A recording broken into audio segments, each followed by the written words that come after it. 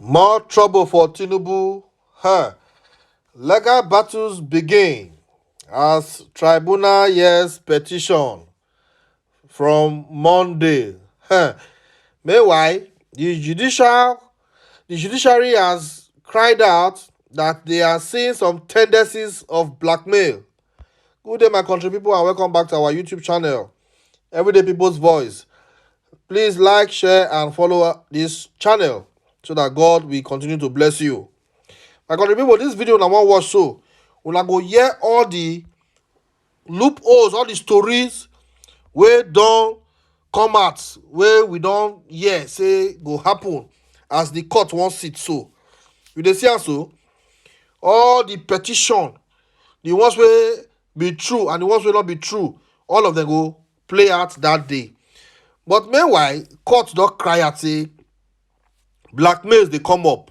So the chief justice of Nigeria don talk say make all these our lawyers not go buga o, make dem use their sense, because anybody wey take bribe, searchlight dey on am. Abeg make I no waste una time, make una watch this video, make una listen to wetin una like to hear for this country, because what they tell una say na im be this, make una just watch am.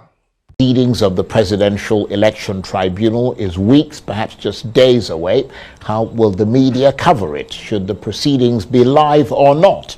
This will be arguably the most significant set of presidential legal challenges in Nigeria's election tribunal history since at least 1999. So it's no small decision for the judiciary, and the eyes of the world are on Nigeria, which is why the main opposition PDP, which has lodged its legal challenge to the election in court, has been busy traveling the world and securing the buy-in of the biggest media houses to ensure punctilious coverage of those tribunal proceedings so that, as they put it, the Nigerian authorities would know that the world is watching and will be sifting the misinformation from the facts and bringing those facts to a global audience. So what difference is that likely to make? Well, for more on this, I'm joined now in the studio by the spokesman of the Atiku presidential campaign, Daniel Buwala. Great to see you, Daniel. Thank you. Thank you for having me. Before we get into that, the sort of coverage and all the rest of it, I mean, how would you characterize the stakes for your presidential candidate, Atiku Abubakar, as we prepare to go into the proceedings of the election tribunal? How high are the stakes for him? Well, the stakes are high, but the facts are pretty clear. I mean, why we're in court is that we're in court seeking the application of law to the facts. Most of the facts are not disputed, some are.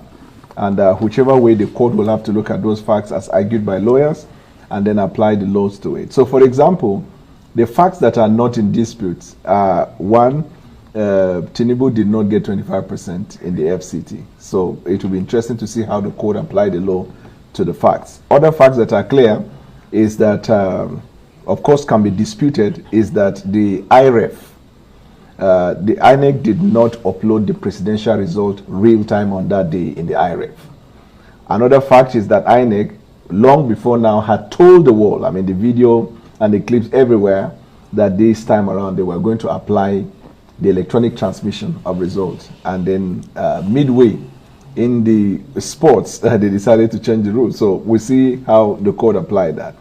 Then also another fact that has not been disputed is that there is a passport that emerged attributed to Bola Ahmed Tinubu, not a Nigerian passport. And so the court will have to then tell us whether that is okay. And then, of course, another fact. Yeah, but that's not included in the application you made to the court. But in the reply to their response, it was mentioned. So one thing about law is that if you did not institute something, but if your opponent by reply raises that issue, you also have a right of reply to that. And then, of course, but that's not even the major issue, but whether, having not said it in the form he submitted to INEC, whether there is a case of perjury. What we are, but because we had a lot of people saying, PDP is quiet. Is it that PDP has resigned its fate?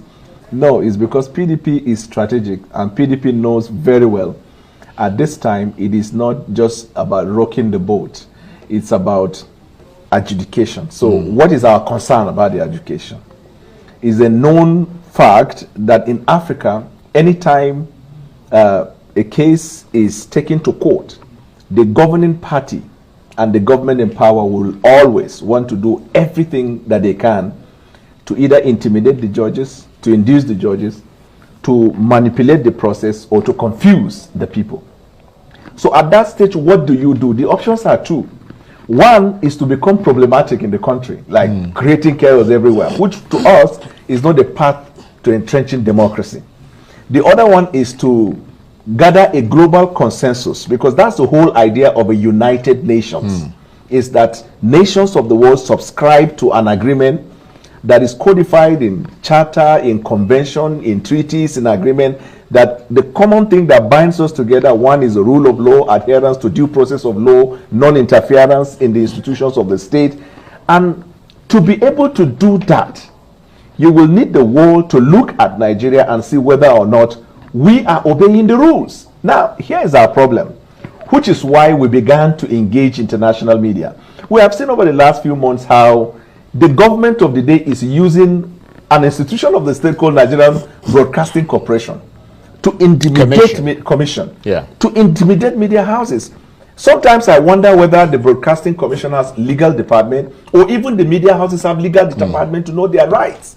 But you see, international media are not bound by the Nigerian Broadcasting Corporation that or commission that will always bring draconian military rules in a democratic state to say that you cannot express yourself. For example, the election has been decided. I mean, the election has been conducted, right? A president has been selected by INEC. That's their preferred candidate. Now, we are in court to say that it was a rigged process. As long as there is no final determination of the matter, we have every right under law, equity, and justice to hold the opinion that we express. Absolutely. That he is a president-select and not a president-elect. And that tantalizing prospect of a really disputatious battle in court has drawn considerable international media attention. And you've been talking to media organizations, and they seem keen to cover those proceedings? Yes, they are. In fact, very much willing. What they have asked is whether, as requested by the Nigerian Bar Association, whether the court is going to permit the live coverage, which as of today we are not sure. Most likely the court may not agree to it. They will just feel that it is an open court. They may agree to the first day or the last day. But transparency is what we are looking for. And that's why the idea of litigation is that the court must be an open court to the public. So, and but they are keen to cover it. And they are also motivated by the fact of the various reports that the international observers gave after they observed the election in Nigeria. I mean, apart from African Union and ECOWAS, which understandably, because of the geo power that Nigeria commands and the idea of seeking current favor from the government, they will have to say, we think the election is all right. But all other international body, their conclusion is that the process was not transparent. Their conclusion was that there were violence and all of that. So that becomes a subject of interest to the international media and government, and that's our prayer. Yeah, but is there a sense, though, that given how divided and polarized politically this country is at the moment, that live coverage might be pouring petrol on those fires? Not really. Because for example, there is no activity in the court that will result in altercation. It is only when there is altercation or expression of certain inflammatory comment or statement, which the last place to see or to hear is in the court of law. By our very discipline and our training, we communicate fact. Even if we are communicating disaster, we communicate it in a way that it will rather cool the temper rather than increasing the problem. So anybody who is seeking for that as excuse to say that once there is a live coverage, then there is the fear that the Nigerian people will react one way or the other, I think it's a fallacy of generalization. In fact, you can look at what Obasanjo did when he came to power. He set up a commission called Oputa Panel. That period, a lot of people thought that Oputa Panel was going to set Nigeria on fire. But that actually brought healing, because people were able to see how their views were being expressed by people. Yeah. So that's what we need. Transparency. Now, here's the point. And I heard the speaker that just finished, my good friend, when they talked about the fact that because you are in court, shut up your mouth until the court decides. Sometimes I wonder whether this, anyway, it is understandable. When you are in APC, you have to be out of your common sense to do certain things. Otherwise,